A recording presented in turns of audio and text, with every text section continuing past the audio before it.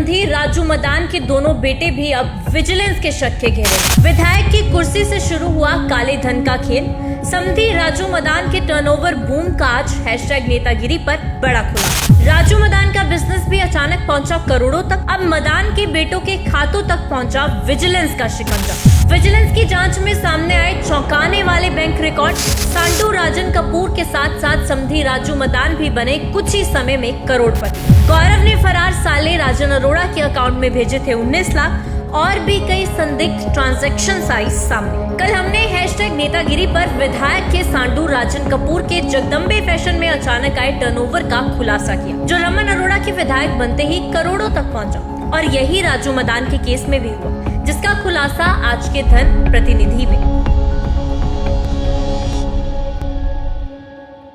आम आदमी पार्टी विधायक रमन अरोड़ा के समधी राजकुमार और राजू मदान के बिजनेस में उस वक्त जबरदस्त उछाल आया जब अरोड़ा विधायक बने। अब सवाल उठ रहा है, ये संयोग था या साजिश? क्या वाकई विधायक की काली कमाई को सफेद करने का रास्ता मदान भी बना? विजिलेंस ने जब राजू मदान के कारोबार की तह तक जाने की कोशिश की तो चौंकाने वाले आंकड़े सामने आए। 2021 से 22 में जहां फर्म का टर्नओवर सिर्फ 2.62 करोड़ रुपए था, वही विधायक बनने के अगले ही साल यानी 2022 से 23 में ये आंकड़ा पहुंच गया 5.87 करोड़। और फिर 2023 से 24 में यही 8.96 करोड़ और फिर 2024 तक ये 10 करोड़ तक पहुंच गया। यानी जैसे सांडू राजन कपूर का बिजनेस महज 2 सालों में करोड़ों तक पहुंचा, ठीक वैसे ही समधी राजू मदान का भी। ये कोई संयोग नहीं बल्कि भ्रष्टाचार के नेटवर्क का बड़ा इशारा है। राजू मदान का बड़ा बेटा गौरव मदान और राजू मदान का छोटा बेटा करण मदान अब विजिलेंस की जांच के सीधे घेरे में आ चुके हैं। विजिलेंस को इन दोनों के कुल 6 बैंक खातों में संदिग्ध लेन देन की जानकारी मिली है। सबसे पहले बात गौरव मदान की करें तो उसके खाते में वनीत नाम के व्यक्ति से 4 लाख रुपए आए हैं, जबकि 15 जून 2024 को उसके खाते में एक और संदिग्ध एंट्री मिली जिसमें 5 लाख रुपए जमा हुए। अब बात करें छोटे बेटे करण मदान की तो विजिलेंस को उसके बैंक खाते में 23 अप्रैल 2025 से 12 मई 2025 के बीच कुल 50.31 लाख रुपए की अलग अलग एंट्रीज मिली हैं।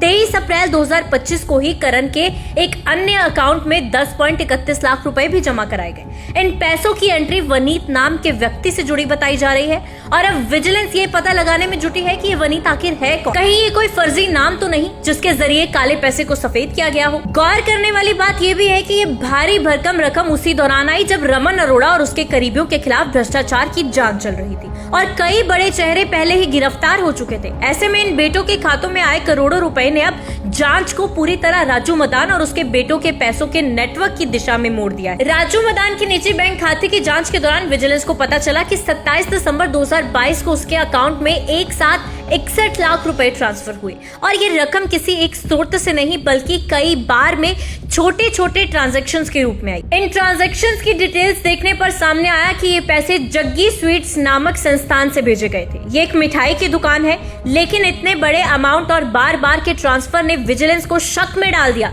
कि कहीं ये शॉप किसी रूट की तरह तो इस्तेमाल नहीं की जा रही थी जहां से पैसा घुमाकर सफेद किया जा रहा हो। दिलचस्प बात यह भी है कि 61 लाख रुपए ठीक उसी दौरान आए जब रमन अरोड़ा विधायक बन चुके थे, यानी दिसंबर 2022 में। इसके बाद विजिलेंस ने 26 मार्च 2024 से लेकर 24 अप्रैल 2025 तक की नई एंट्री भी ट्रैक की, जिसमें राजू मदान के खाते में कुल 14.44 लाख रुपए और ट्रांसफर किए गए हैं, जिनका भी सोर्स और इस्तेमाल अब जांच के दायरे में है। ये सभी लेन देन अब शक पैदा कर रहे हैं कि क्या जग्गी स्वीट्स जैसे नामों के जरिए काली कमाई को साफ सुथरा बनाया जा रहा था। एक और चौंकाने वाली बात कि विधायक रमन अरोड़ा का दामाद राजन मदान और दामाद का भाई भी अब जांच के घेरे में है, क्योंकि गौरव ने 22 मार्च 2024 को अपने फरार साले राजन अरोड़ा के नाम पर चल रही फर्म डीपी सन्स के अकाउंट में 19 लाख रुपए भेजे। ये वही राजन अरोड़ा है जिसके निजी खाते में पहले सूरत की फर्म काया ट्रेंड से 60 लाख रुपए की सीधी ट्रांजैक्शन हो चुकी है। तो यहाँ बड़ा सवाल उठता है, क्या विधायक की शपथ लेते ही काली कमाई का धंधा शुरू हो गया था? क्या मदान बना अरोड़ा की ब्लैक मनी का वॉशिंग सेंटर? क्या जग्गी स्वीट्स एक मिठाई की दुकान है या काले धन का दरवाजा? करण मदान के खातों में वनीत बार बार लाखों क्यों भेज रहा है? और क्या पूरा परिवार ही बना भ्रष्टाचार का कारोबार? अब जब सेंट्रल जांच एजेंसियों सीबीआई और ईडी तक भी ये मामला पहुंच चुका है तो जल्द ही इन सवालों के जवाब भी मिल सकते हैं। आज के एपिसोड में बस इतना ही। अगले एपिसोड में हम जानेंगे कि शहर में कहां-कहां चल रहे हैं अवैध लॉटरी स्टॉल्स और कौन इन्हें चला रहा है, और हैशटैग नेतागिरी के खुलासे के बाद कहां-कहां बंद हुए लॉटरी स्टॉल्स और कहां-कहां खुले हैं। और साथ ही आपको ये भी बताएंगे कि कैसे लूटे गए कुछ लॉटरी स्टॉल और किसने लूटे।